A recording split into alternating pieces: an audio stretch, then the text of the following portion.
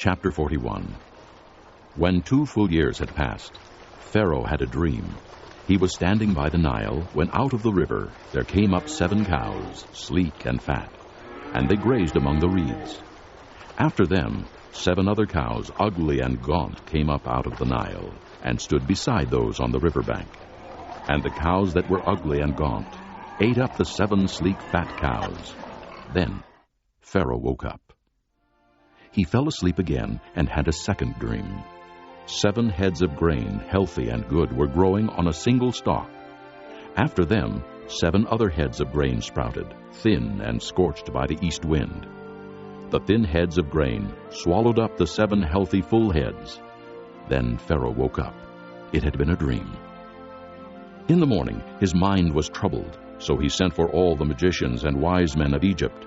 Pharaoh told them his dreams, but no one could interpret them for him. Then the chief cupbearer said to Pharaoh, "Today I am reminded of my shortcomings. Pharaoh was once angry with his servants, and he imprisoned me and the chief baker in the house of the captain of the guard. Each of us had a dream the same night, and each dream had a meaning of its own. Now a young Hebrew is there with us, a servant of the captain of the guard. We told him our dreams, and he interpreted them for us, giving each man the interpretation of his dream. And things turned out exactly as he interpreted them to us. I was restored to my position, and the other man was hanged." So Pharaoh sent for Joseph, and he was quickly brought from the dungeon. When he had shaved and changed his clothes, he came before Pharaoh. Pharaoh said to Joseph, "I had a dream, and no one can interpret it, but I have heard it said of you that when you hear a dream, you can interpret it." "I cannot do it," Joseph replied to Pharaoh. "But God will give Pharaoh the answer he desires." Then Pharaoh said to Joseph, "In my dream, I was standing on the bank of the Nile, when out of the river there came up 7 cows, fat and sleek, and they grazed among the reeds. After them 7 other cows came up, scrawny and very ugly and lean. I had never seen such ugly cows in all the land of Egypt. The lean, ugly cows ate up the 7 fat cows that came up first. But even after they ate them, no one could tell that they had done so. They looked just as ugly as before. Then I woke up. In my dreams, I also saw 7 heads of grain, full and good, growing on a single stalk. After them, 7 other heads sprouted, withered and thin and scorched by the east wind. The thin heads of grain swallowed up the 7 good heads. I told this to the magicians, but none could explain it to me." Then Joseph said to Pharaoh, "The dreams of Pharaoh are one and the same. God has revealed to Pharaoh what he's about to do. The 7 good cows are 7 years, and the 7 good heads of grain are 7 years. It is one and the same dream. The 7 lean, ugly cows that came up afterward are 7 years, and so are the 7 worthless heads of grain scorched by the east wind. They are 7 years of famine. It is just as I said to Pharaoh. God has shown Pharaoh what he's about to do. 7 years of great abundance are coming throughout the land of Egypt, but 7 years of famine will follow them. Then all the abundance in Egypt will be forgotten, and the famine will ravage the land. The abundance in the land will not be remembered, because the famine that follows it will be so severe." The reason the dream was given to Pharaoh in 2 forms is that the matter has been firmly decided by God, and God will do it soon. And now, let Pharaoh look for a discerning and wise man and put him in charge of the land of Egypt.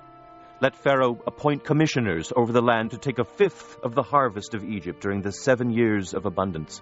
They should collect all the food of these good years that are coming and store up the grain under the authority of Pharaoh, to be kept in the cities for food. This food should be held in reserve for the country, to be used during the 7 years of famine that will come upon Egypt, so that the country may not be ruined by the famine." The plan seemed good to Pharaoh and to all his officials.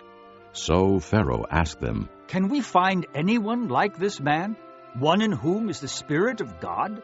Then Pharaoh said to Joseph, "Since God has made all this known to you, there is no one so discerning and wise as you. You shall be in charge of my palace. and all my people are to submit to your orders. Only with respect to the throne will I be greater than you. So Pharaoh said to Joseph, I hereby put you in charge of the whole land of Egypt. Then Pharaoh took his signet ring from his finger and put it on Joseph's finger. He dressed him in robes of fine linen and put a gold chain around his neck. He had him ride in a chariot as his second in command, and men shouted before him, Make way!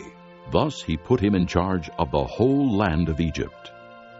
Then Pharaoh said to Joseph, I am Pharaoh, but without your word no one will lift hand or foot in all Egypt. Pharaoh gave Joseph the name Zaphanath-Paneah, and gave him Asenath, daughter of Potiphera, priest of On, to be his wife. And Joseph went throughout the land of Egypt. Joseph was 30 years old when he entered the service of Pharaoh, king of Egypt. And Joseph went out from Pharaoh's presence and traveled throughout Egypt. During the 7 years of abundance, the land produced plentifully. Joseph collected all the food produced in those 7 years of abundance in Egypt and stored it in the cities. In each city, he put the food grown in the fields surrounding it. Joseph stored up huge quantities of grain, like the sand of the sea. It was so much that he stopped keeping records because it was beyond measure. Before the years of famine came, 2 sons were born to Joseph by Asenath, daughter of Potiphera, priest of On. Joseph named his firstborn Manasseh and said, It is because God has made me forget all my trouble and all my father's household. The second son he named Ephraim and said, It is because God has made me fruitful in the land of my suffering. The 7 years of abundance in Egypt came to an end, and the 7 years of famine began, just as Joseph had said. There was famine in all the other lands, but in the whole land of Egypt there was food.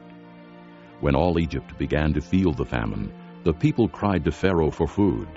Then Pharaoh told all the Egyptians, Go to Joseph and do what he tells you. When the famine had spread over the whole country, Joseph opened the storehouses and sold grain to the Egyptians, for the famine was severe throughout Egypt. And all the countries came to Egypt to buy grain from Joseph, because the famine was severe in all the world.